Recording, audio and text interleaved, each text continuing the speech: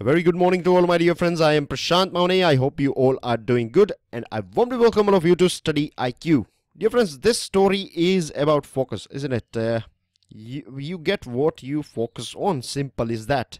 The things that are out of focus, or the things about which you are not even thinking, or even things about which you don't know anything, those things are not going to come in your life, isn't it? In the same way, if you want to achieve your dreams, if you want to ensure that your future, whatever you are aspiring for, if you want that, right, if you need that, or if you want that, then today is the thing is in your hand, and you should focus on the day and the things that you are doing, and try to be in the moment. That's basically everything that we can take out from this story. Of course, there are different interpretations of this story, no doubt. There are many things, but we'll stick with this one for now, and let's see what we have got in today's Hindu. But before that, dear friends, StudyIQ provides you pen, tab and tablet courses for different exams. They are designed by the best faculties of our country. You want to know more about it, check out StudyIQ.com. With this, dear friends, the first item is about World Trade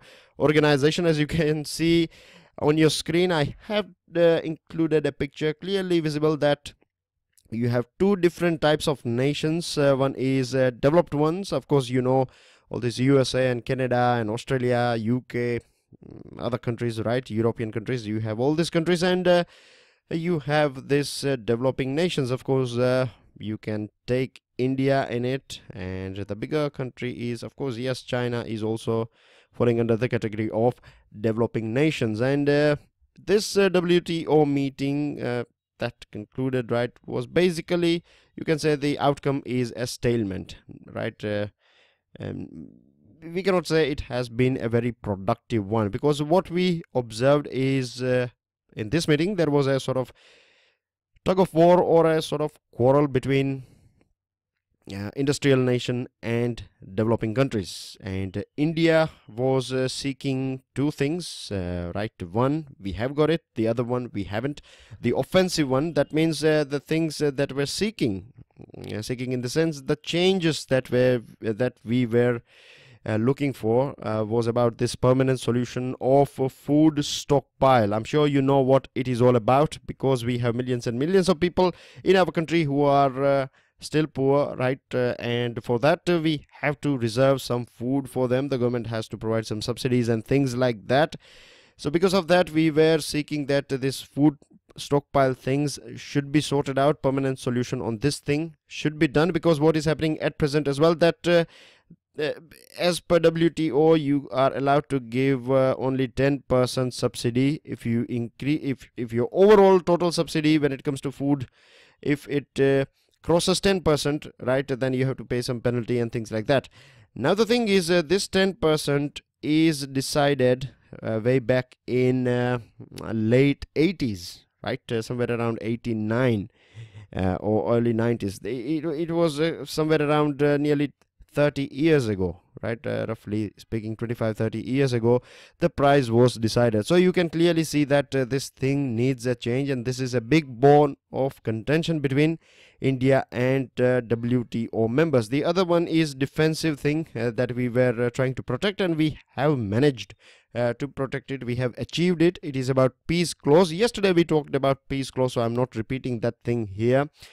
For new listeners, I would recommend you to check out yesterday's the Hindu lecture, as well as the PDF file, which is available on our Telegram as well as my Facebook page.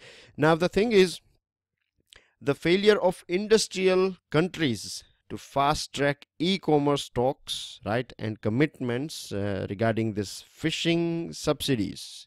You know that we provide some sort of subsidy to our fishermen as well. So this is considered something that is in favor of India. These two things, fast track e-commerce talks and this fishing subsidy. If you want to understand fishing subsidy, very simple. It is something similar to our agriculture, right? We provide some sort of help, like if you want to buy a boat, the government will give you some money for it. For net, it will provide you some sort of insurance and things like that. So these are the things, and you get a sort of price as well, like MSP, minimum support price, and things like that. So these are different ways through which government of India provides a sort of gentle push to our fishermen or fishing community too. With this, dear friends, developing nations wants clarity on e-commerce, because what is happening at present is that if we are producing some sort of electronic products, then we are not allowed market access in countries, in particularly developed countries, and this is something that is not appreciated by developing countries like India and China. Now talking about China, USA, Japan and EU, European Union countries, right, they have filed a sort of you can say a dossier, not dossier actually, dossier is a bit of different thing, but they have expressed their concerns regarding this trade distorting practices. What China is doing, you know, China can produce anything in any quantity you want. So because of this thing, China is dumping too much of goods in the market, and because of that, these countries are facing a bit of competition, and it is not helpful to their factories and industries. So this is a thing they are not happy about China. Now India and China together have submitted a proposal to end this trade distorting farm subsidies. Now you would be confused a little bit, I guess, that why on one side we are giving farm subsidies to our farmers and we are not happy about farm subsidies of Western nations. The thing is, you know very well that let's talk about USA. Somewhere around 4% or less than that percent of population of USA is engaged with agriculture. Now then as well, they are highest producer in many things. Of course, geography plays a very important role, but nowadays only geography is not going to help you. You need technology, science, research, market access. All these things should be there like a supportive thing, or it should be part of your operations or your overall agricultural operation. Only then you would be able to make some money out of it. The situation of India is other way around. India, you have nearly 50% plus population relying on agriculture, and their total contribution in GDP is only 15%. So it is like you have 15 chocolates in your hand, right? You have in total 15 chocolates and you have to distribute it to 50 kids, right? So you can imagine there will be a bit of quarrel, or everyone will get a very tiny share of it. So this is what is happening with our country, and this developed countries like USA and other countries, they do provide huge amount of subsidy. They don't give subsidy, they don't purchase food from their farmers, but what they do is tractors, right? They give a sort of subsidy to tractor manufacturing, or other like universities, right? They inject huge money for research and development, for agricultural university and things like that, and all these new items are being given to means farmers do have access to this sort of knowledge and things like. So there are some direct as well as indirect. They do give direct benefit transfer as well in USA to their farmers. So they do this sort of things, which is of course not fair at all. So this is something that India and China, both these countries, are not happy about. The other thing is that which is right, very well easy to understand, that India has said that though our GDP is growing at present, but we have hundreds of millions of people living in poverty, and we cannot leave them, right? We have to provide them some sort of food security. Having said that, we also need to work to fight hunger, because hunger is not going to help us at all. It is a sort of, it is a suffering. Hunger is a suffering for sure. With this, there is one more editorial that is a bit connected with hunger and lack of balanced diet. Now, I'm sure you might have seen Mr. Bachchan in many different advertisement, but the topic of advertisement is TB, right? TB harega, desh jeetega. I'm sure you might have watched this advertisement, very beautiful one. It is about TB, and as we are talking here, I thought let me share some details with you guys in terms of awareness, and you too can share it with other people, because at the end of the day it is about our country, isn't it? Now here are some of the symptoms of TB and symptoms of TB, tuberculosis, right? You get fever, night sweat, loss of appetite and sudden weight loss. If this sort of things do take place with you, God forbid, or with anyone you know, then they should have a medical checkup, and if someone is coughing for over 2 weeks, then this could be TB. As soon as possible, that person should visit or see a doctor. Now, what this is talking about, now Central TB Division has decided that 500 rupees per month will be given to all those patients, right, 35 lakh in our country who are diagnosed with this TB. And one of the main reasons why 500 rupees is given to them, because you can understand that, say for example, every month if they have to go to hospital for a checkup or something, then of course they have to take a day off, isn't it? So loss of wage will be covered, their traveling expenses, and their other things, right? This nutritional things and things like that, for the nutrition and other things will be hopefully covered with this extra, or you can say not extra, but a sort of help of 500 rupees, which is not bad at all. The other thing is, as we were talking about food, right, hunger and suffering, see, malnutrition has a very complicated relationship with TB. The earliest study that we have is pertaining to Germany's camp in 1940s, right, and at that point of time, some prisoners, they used to get, like this Brits, they used to get food on time, extra ration was provided to them, and they were unaffected. But those who were not getting adequate diet, they were suffering, or they were vulnerable to this disease of TB. And to be honest, I have seen one person. He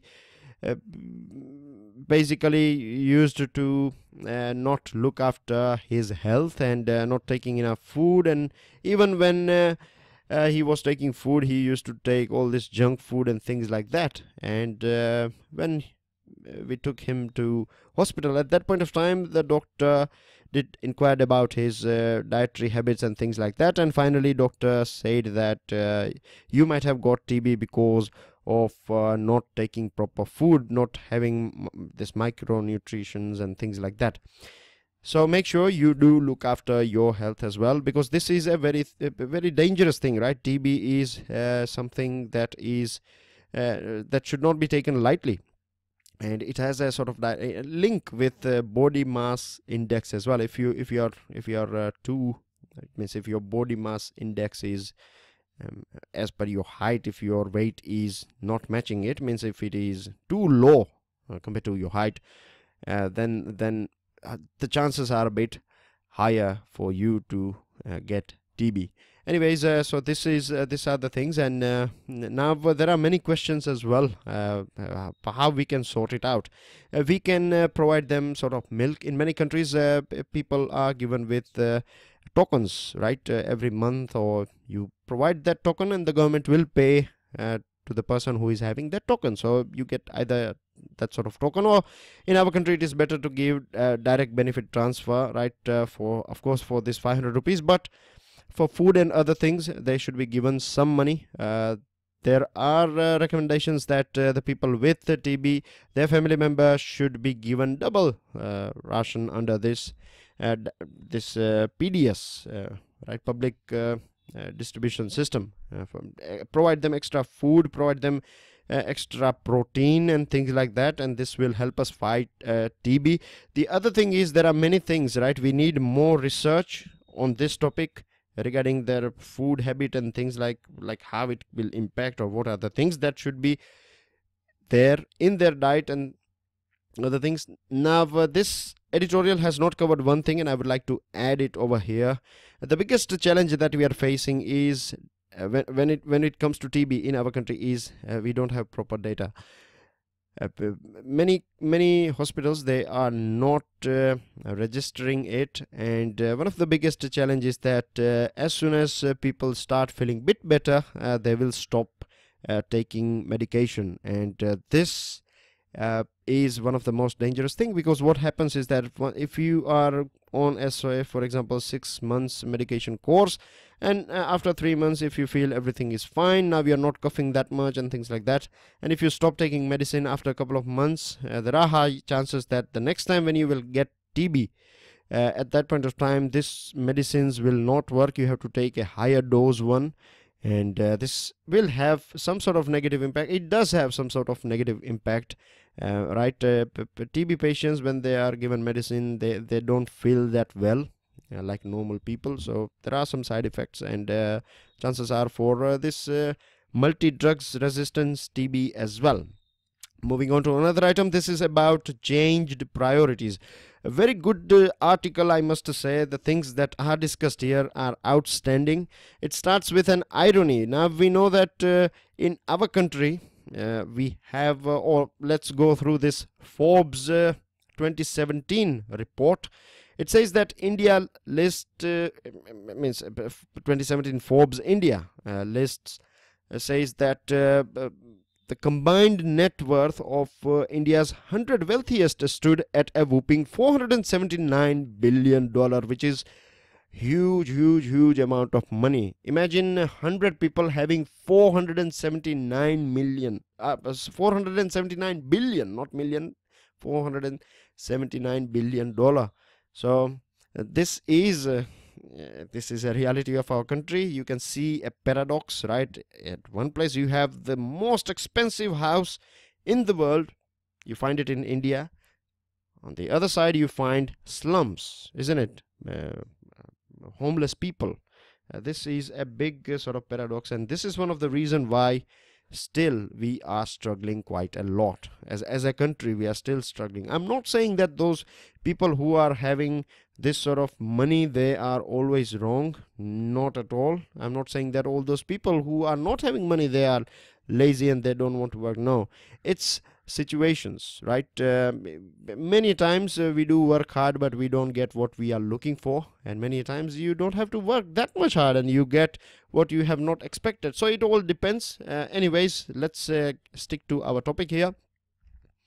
Now the question is, if this is the scenario, then why can't this top corporate borrowers pay back the money that they have borrowed from the banks, right? And you know it very well that not paying back the money, it means NPA for the banks, and this NPA is costing us very badly, because at the end of the day it is taxpayers' money, right? The bailout that is given by the government to the bank is taxpayers' money. That is the money that you and I have paid tax on it, right? Whether you are earning it or not, it doesn't matter. You do pay GST and other indirect tax that eventually goes to the government, and this money is used for bailing out this bank. Someone made a wrong decision in the bank, and someone has decided not to pay back the money.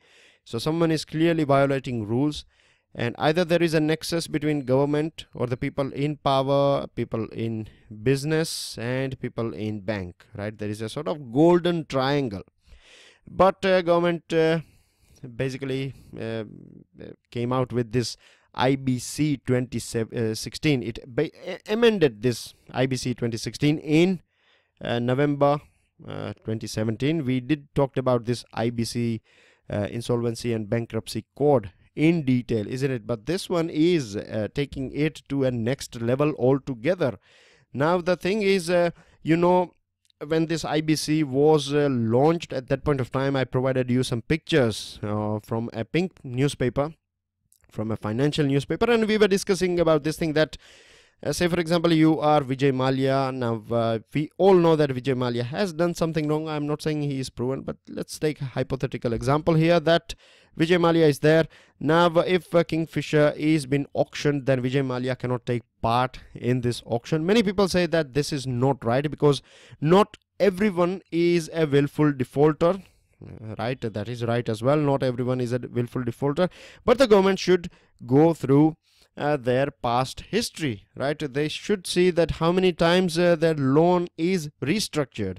If it is been done multiple times, say for example you took loan of 100 rupees, now the bank and everything, after negotiations, bank has decided that you pay back 90, then after that 80. Now auction is taking place for your business for 50 rupees, and now you are in that auction room, and now you are ready to purchase your own business, right, for 50 rupees, and everything will be free. You have paid everything, and the bank will get a haircut or a beating of 50 rupees. This sort of scenario is not acceptable at all. Now one more thing that this article is talking about, and this is very interesting. See here, you have these giants, GMR Infrastructure and J Prakash Associates and GVK Prakash and Infrastructure. These are big giants. Now they have not repaid the money that they owe to bank, right? And the government has said that because of some circumstances that were beyond their control, they were in this position. Now, can government give the same explanation, or can government stand for this 32,000 odd home buyers who have purchased houses from JP Infratech, right? Even today they have not got their house, right? They are paying their rent, as well as they are paying money to the bank, many of them, for the loan that they have borrowed, and now this JP Infrastructure is not able to deliver these houses. Then there is no fault of these home buyers, isn't it? So government should take a stand of these people as well. Government should say that this 32,000 odd house buyers, they are in this position because something that was beyond their control, and they should be given one house each, isn't it? So we can see a clear discrimination here, right? When it comes to giants, government is looking after them very well, but when it comes to this odd people, right, you and I, then we are not being given the same treatment. The other thing is, if we see the way things are going on, right, as per this article, and now it is quite clear as well, as I told you, the money, or to bail out the bank, the government is using taxpayers' money. So what is happening end of the day? You can imagine, if I am say for example government of India, if I give you are this businessman XYZ, if I give you 20,000 crore rupees, I tell you that take this 20,000 crore rupees, it is from taxpayers' money, and make sure you do a very good business, create some jobs and pay us tax and things like that. Now of course there will be a protest, isn't it? Within a couple of days I will see that I would be kicked out from the post of Prime Minister or whatever ministry I am holding.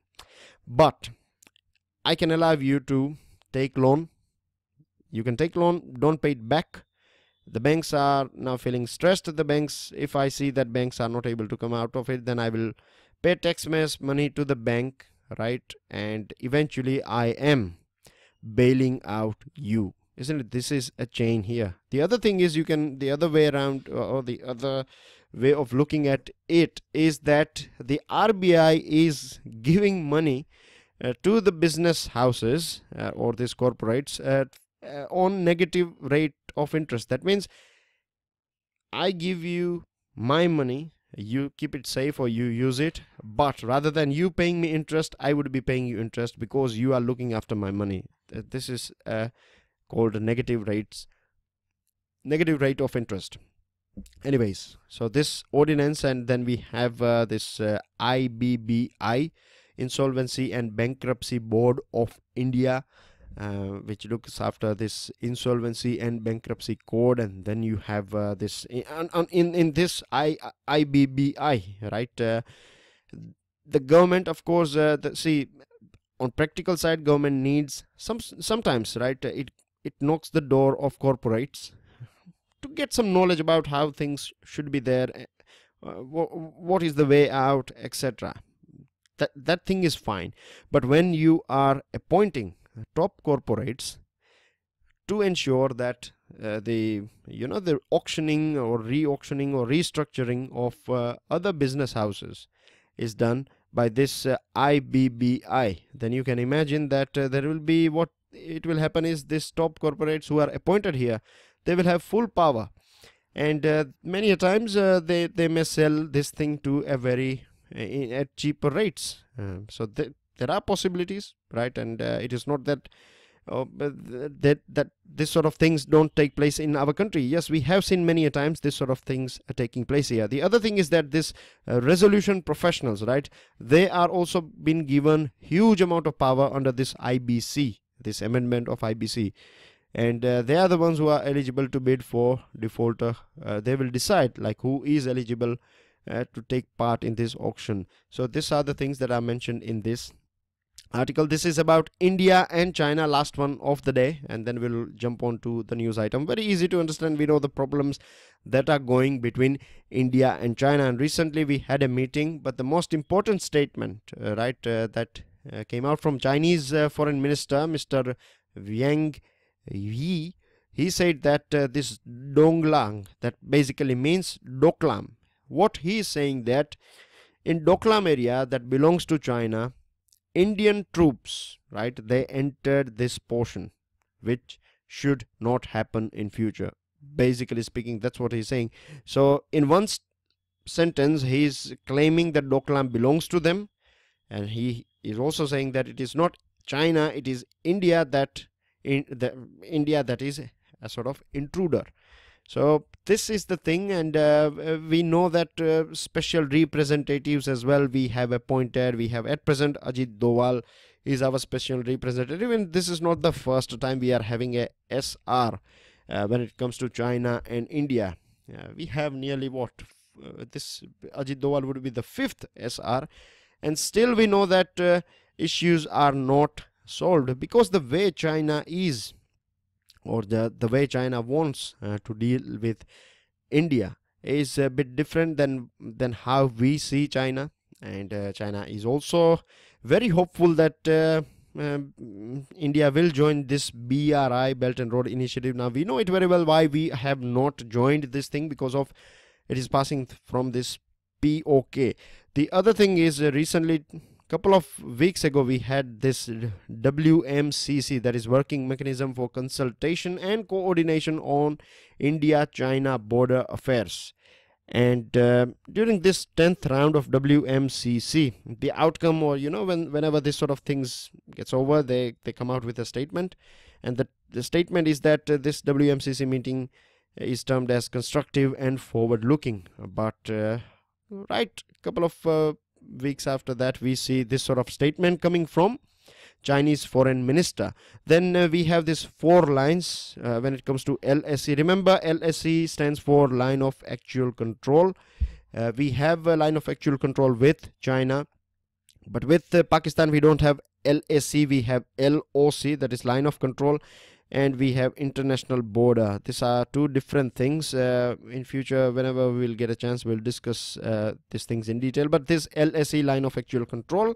Now what is happening here in this LSE is that we have 4 different LSEs. When I say 4 different, one is India's, right? India claims that this is the proper LSE. The other one is that China is saying that this is the proper one. The third one is China imagining that this is LSE that is considered or accepted by India, and then you have one more, 4th one, that we think that it is the China who is following this line. So there are 4 lines, and still we have not made any sort of clarity here. We also know nuclear suppliers group, China is not allowing us our entry in it. Pakistan's issue, again, it is not doing anything about it. The backyard, or the home turf that we used to consider, this Nepal, Sri Lanka, Maldives and other countries, now they are also being attracted towards China. China's magnetic power is attracting them towards it, and at present we are not able to do anything. And this article is also talking about that Bhutan, for which we stood for, right?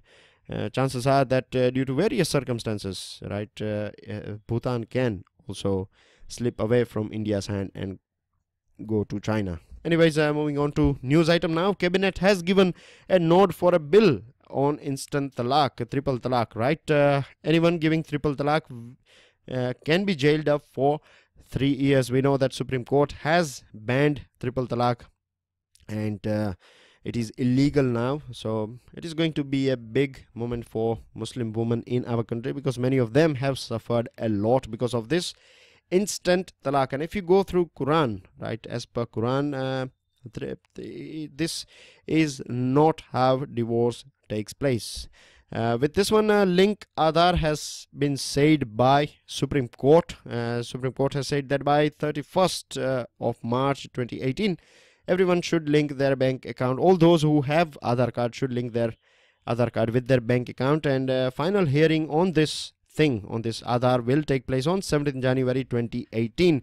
Winter session has started, but sadly there it saw some disruptions, right? Opposition parties are seriously, they are misbehaving. I'm not saying that when BJP was there in opposition, they were not doing the same thing. They used to do the same thing, but now things have changed a lot, right? We don't need this sort of government. We don't need this sort of people who are creating problems, who are wasting huge amount of national hours after tribal issues like why you are saying this and that to Manmohan Singh or etc.